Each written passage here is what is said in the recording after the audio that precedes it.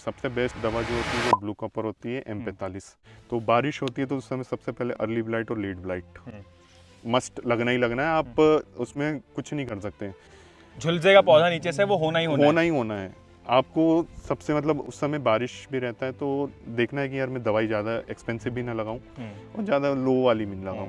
तो सबसे बेस्ट दवा जो होती है वो ब्लू कॉपर होती है M45, जो आपकी अर्ली ब्लाइट लेट ब्लाइट पे कंट्रोल करके रखती है। कॉपर सल्फेट ये कंट्रोल करके रखती है आपके, मतलब डिजीज़ को बढ़ने नहीं देगी आगे।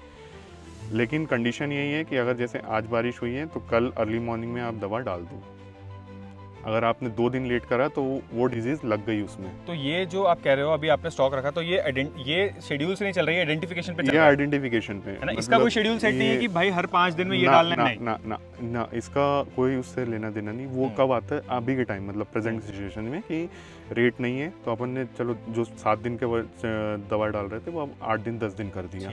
लेकिन उस समय आपको प्रेजेंट सिचुएशन देख करके चलना है। ये वेरिएशन आ सकता है दवाई में, क्लाइमेट से भी आ सकता है वेरिएशन, आपके रखरखाव से भी आ सकता है। बिल्कुल। और कोई भी डायनामिक्स काम कर सकते हैं दवाई के शेड्यूल। बिल्कुल बिल्कुल। और दूसरा प्रॉपर एक दवाई का जो बोलते हैं ना मात्रा, हाँ, वो आपको अब मतलब सामने रह करके देख करके। ज़्यादा होगा तो पौधा जल जाएगा, कम होगा तो डिजीज लग जाएगी, काम नहीं करेगा। बारिश के समय में आपको हर दूसरे तीसरे दिन, अगर 3 दिन बाद भी आप मारोगे दवा तो कोई दिक्कत नहीं है उसमें, पौधा आपका सेफ रहेगा।